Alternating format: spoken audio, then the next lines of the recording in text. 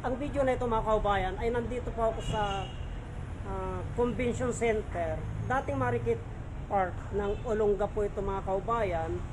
Nandito po ako ngayon, galing ako ng Zambales, napadaan ako dito at magpapahinga kasi ang gandang pahingaan po dito.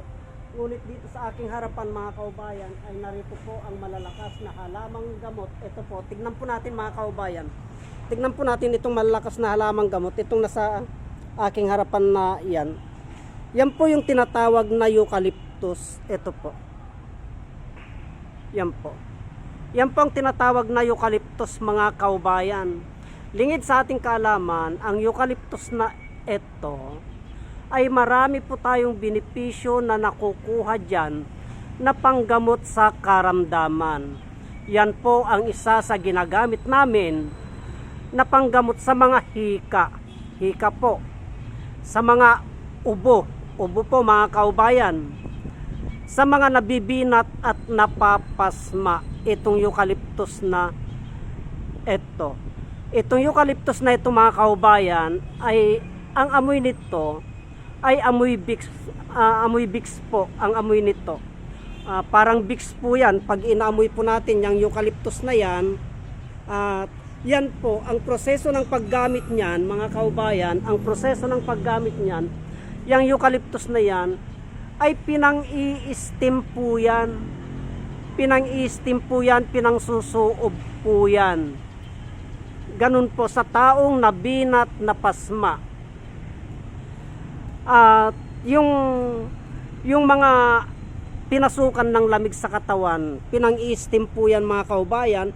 Pagkatapos po ay pinaalinalaga po namin yan at pinapainom po namin.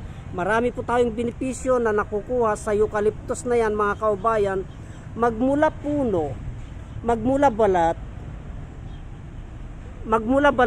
dahon, at bunga ay may nakukuha po tayong benepisyo na panggamot sa karamdaman mga kaubayan. At itong kanyang katabi, yun po. Kung nyo pong nakikita yun mga kaubayan, ay Century na acacia po yan. Century na acacia po yan mga kaubayan. Yung acacia na yan ay yan po. Yan po yung ipinalabas ko na panggamot sa sakit na lupus. Yung acacia na yan mga kaubayan. Yan po yung ipinalabas ko noon na panggamot sa sakit na lupus. Alam naman po natin, ng lupus mga kaubayan ay isa yan sa uri ng karamdaman na parang cancerous po yan. Parang cancerous at mahirap po yan na gamutin. Ngunit sa pamamagitan po ng acacia na yan, balat ng acacia na pinampapaligo po namin sa taong may lupus, ay gumagaling po siya mga kaubayan. Yan po.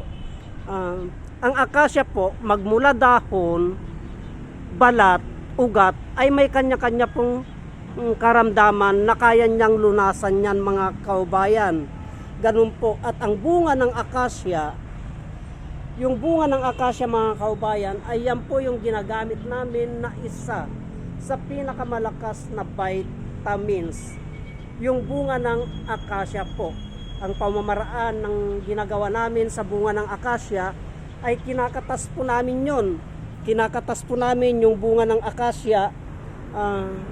Kinukuha po namin yung pulot niya. Kasi po, yung pulot niya mga kaubayan, yun po ang may kakayahan na maging vitamins. Hinahaluan po namin yun ng molasses. Yung molasses po ay nanggagaling po sa tubo yun mga kaubayan, nakukuha po sa tubo ang molasses. Kaya wag po natin baliwalain ang kakayahan ng acacia na panglunas sa mga karamdaman mga kaubayan. Dito sa aking kinaroroonan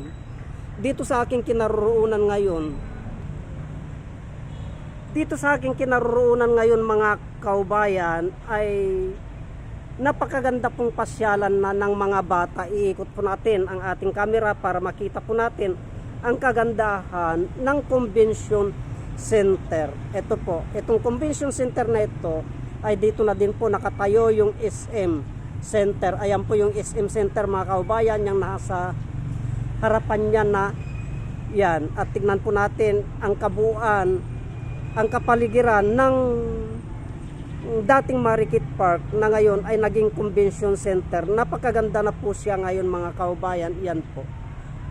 Pagmasdan po natin, napakaganda na po yan at napakaganda na pong pasyalan ng mga kabataan ngayon yan. Tignan po natin, iikot po natin mga kaubayan ang camera.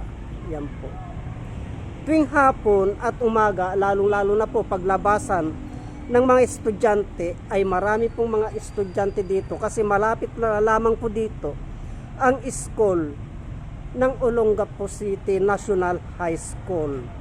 Dito po, ito po ang dating Marikit Park na ngayon ay naging convention center na. Maganda na po ngayon mga kaubayan, malaki na po ang in-improve nito, itong convention, itong Marikit Park na ito na dating naging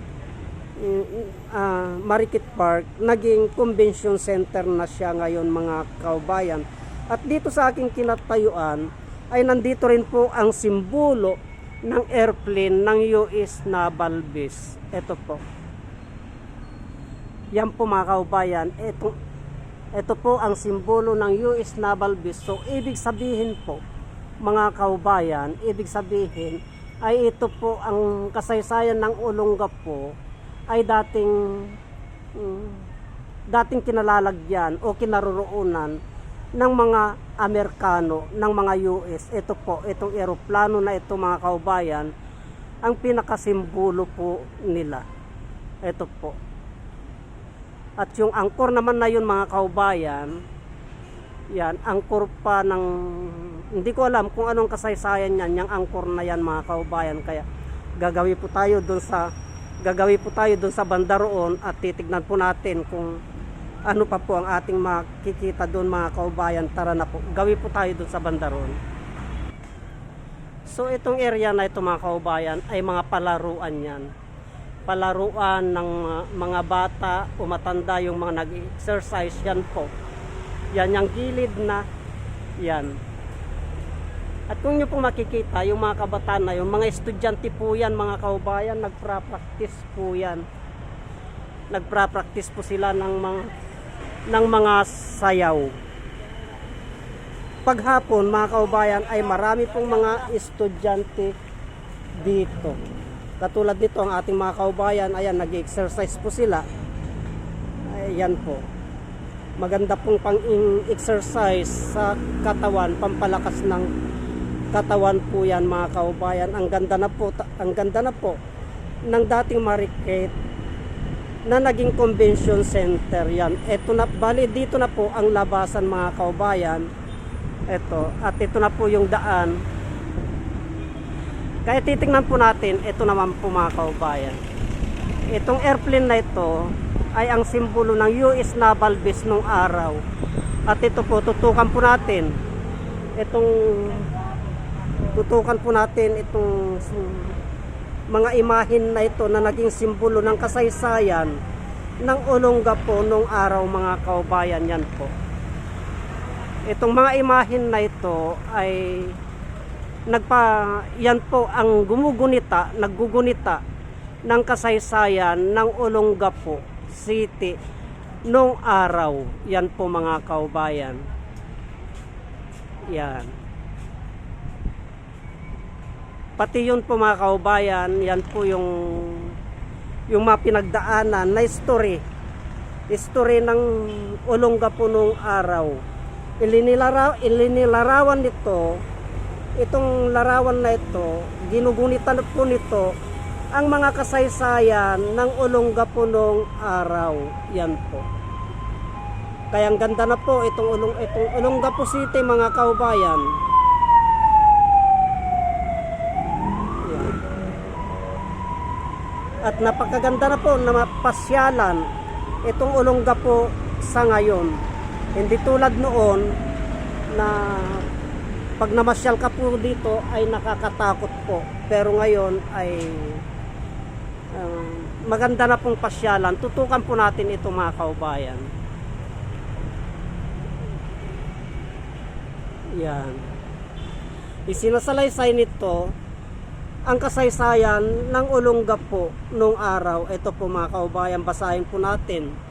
Ang mural na ito ay sinagawa sa pamamagitan ng magkasanib na sikap ng pamalahang lungsod ng Olongapo. Ayan, sinasalaysay niya po dyan mga kaubayan. Yan po. Kaya yan po mga kaubayan at